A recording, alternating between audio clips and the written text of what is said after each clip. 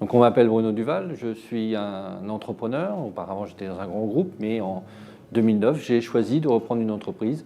Cette entreprise c'est une PME qui est une chaudronnerie. Cette chaudronnerie travaille dans le secteur de l'hydroélectricité. Je me suis retrouvé avec une nouvelle concurrence sur le marché de l'hydroélectricité. Une concurrence que je qualifierais de à bas coût.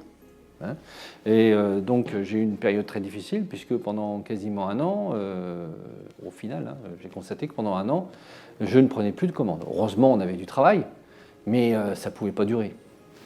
Et je me suis demandé qu'est-ce que je pouvais faire pour me repositionner sur le marché ou bien aller sur d'autres marchés. J'ai choisi de rester sur le même marché et là, deux solutions étaient possibles. Suivre la logique du bas coût, donc je dirais fermer la structure industrielle que j'avais en France et l'ouvrir dans un pays d'Europe de l'Est ou d'Afrique du Nord, ou bien innover et chercher à déplacer le marché et à mieux travailler plus vite en innovant sur les procédés.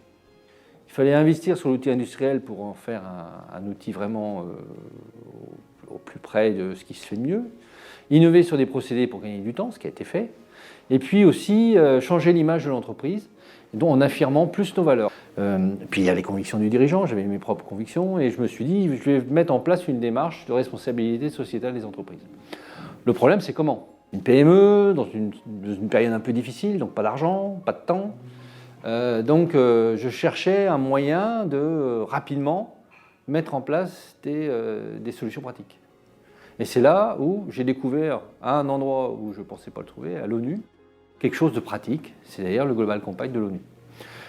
Pourquoi ? Parce que mes pairs qui avaient fait la démarche avant moi ont communiqué leurs actions et j'ai pu, comme cela, prendre des idées pratiques, 2-3 idées pratiques pour mettre en application tout de suite, communiquer auprès de mes salariés, faire évoluer notre image.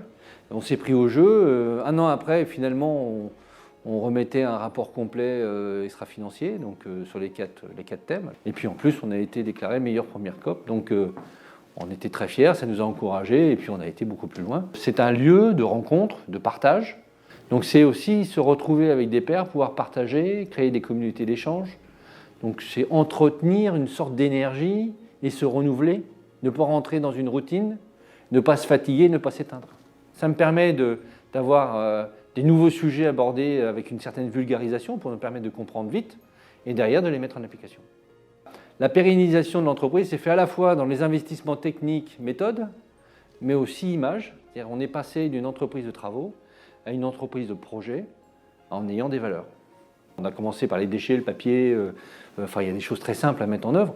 Là, on s'est occupé des droits de l'homme, on s'est occupé du droit international du travail. 97% de nos déchets sont triés et revalorisés. On a supprimé 85% du moulage dans l'entreprise. J'avais fixé comme objectif au service QHSE de l'entreprise de supprimer toutes les pénibilités. Donc on a modifié les procédés. Pour une grande partie, je dirais des meulages, aujourd'hui, c'est remplacé par l'usinage. Très souvent, les actions que l'on a en termes d'amélioration, que ce soit sur des maladies professionnelles ou sur l'environnement, très souvent, ça va avec un gain de qualité. Ça apporte énormément ce genre de démarche et c'est d'abord une démarche économique. Il vaut mieux faire un peu que rien. Voilà pourquoi je pense que c'est une bonne solution d'adhérer au Global Compact pour des PME, pour des grandes entreprises aussi.